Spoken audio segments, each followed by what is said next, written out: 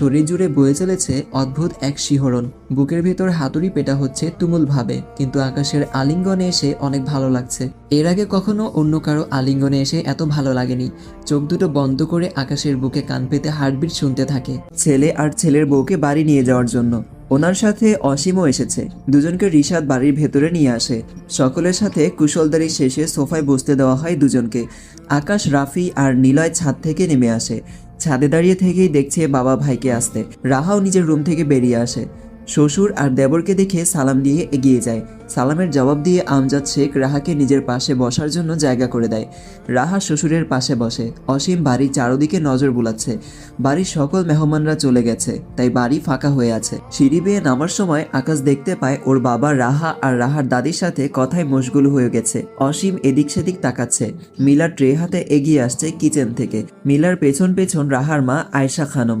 Drawing রুমে আর কেউ নেই। আকাশ, নিলয় আর রাফি এগিয়ে এসে দাঁড়ায় সোফার পাশে।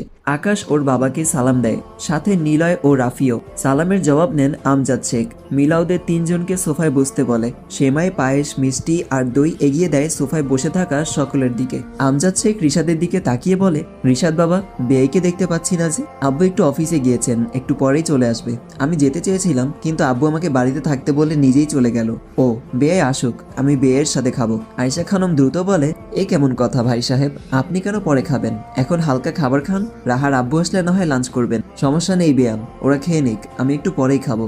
তা বললে চলবে না, খেতেই হবে আপনাকে। আমজাদ শেখ হেসে বললেন, ঠিক আছে খাচ্ছি, আপনিও খান তাহলে। না না ভাই সাহেব, আমার মিষ্টি খাওয়া বারণ, আপনি খান, সমস্যা নেই। আপনার শরীর এখন কেমন আছে? আলহামদুলিল্লাহ, আগের থেকে বেটার। ভালো থাকলেই ভালো। আল্লাহ তাআলা আপনাকে দীর্ঘজীবী করুক, আমিন। দোয়া করবেন ভাই সাহেব, আর কটা বছর যেন বেঁচে থাকি। শেষের কথাগুলো বলতে যেয়ে আয়েশা খানমের চোখ দুটো চিকচিক করে ওঠে। রিশাদ মায়ের দিকে তাকিয়ে শাসনের সুরে বলে, আম্মু কি বলছো এসব? এরকম কথা বলতে নিষেধ করেছি না? কিচ্ছু হবে না তোমার। সামনের মাসেই ইংল্যান্ড নিয়ে যাব তোমাকে। ওখান থেকে একদম সুস্থ হয়ে ফিরবে তুমি।